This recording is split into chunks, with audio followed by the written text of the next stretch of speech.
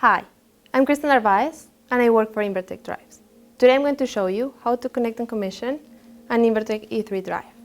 This information is in the handbook, on the web, and as well as in the built-in help card.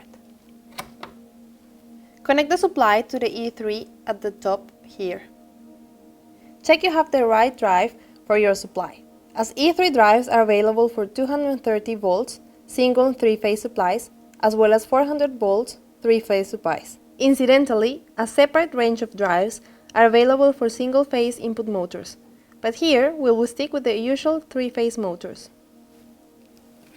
Connect L1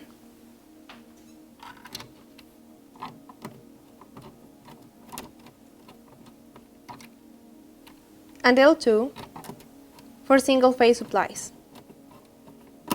And always connect an earth or ground to the drive, not only for safety, but also for electromagnetic compatibility compliance. The drive will need fuzzing or similar protection as well. Take a look at the manual for this information. Connect the motor to the E3 at the bottom. Many motors can be connected in star or delta for different supply voltages. Check the motor is correctly connected for the output voltage of the drive. In this case, the motor is delta connected for 230 volts, three-phase operation. Connect U,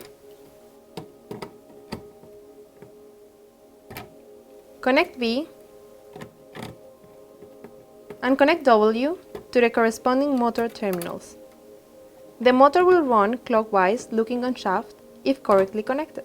Always use screen cable from the drive to the motor, because the high voltage and the high switching frequencies in this cable can easily cause interference.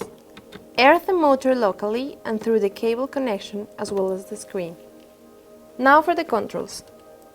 Connect and enable switch to terminals 1 and 2. You always need to make this connection even if you are controlling the drive from the built-in keyboard or from a serial link. A simple wire link can be fitted if necessary. Now connect a pot to 5, which is 10 volts, 6 analog input, and 7 node volts. The default setting on the analog input is 0 to 10 volts, which sits us here. But you can choose many other settings such as 0 to 20 milliamps or 4 to 20 milliamps. Now it's important to set the motor parameters.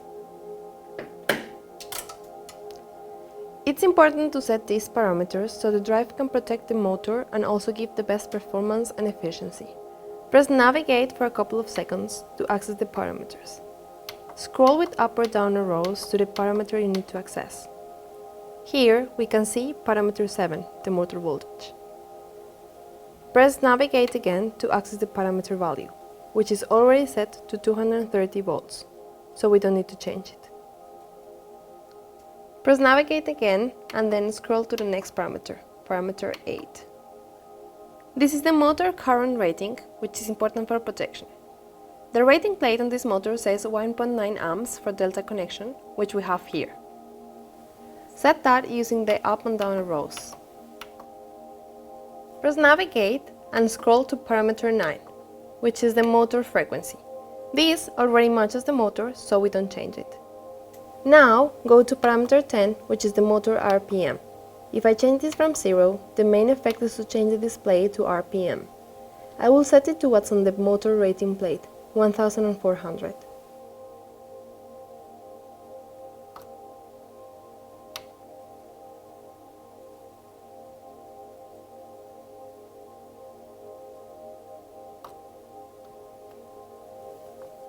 That's it. A long press on the Navigate button will take you back to the starting display and we can start the drive with the enable switch and adjust the speed with the pot. The display is currently showing the output frequency. With the drive running, a short press on the Navigate button will allow you to see the RPM, the output current, or the output power. Of course, there is no load on this motor.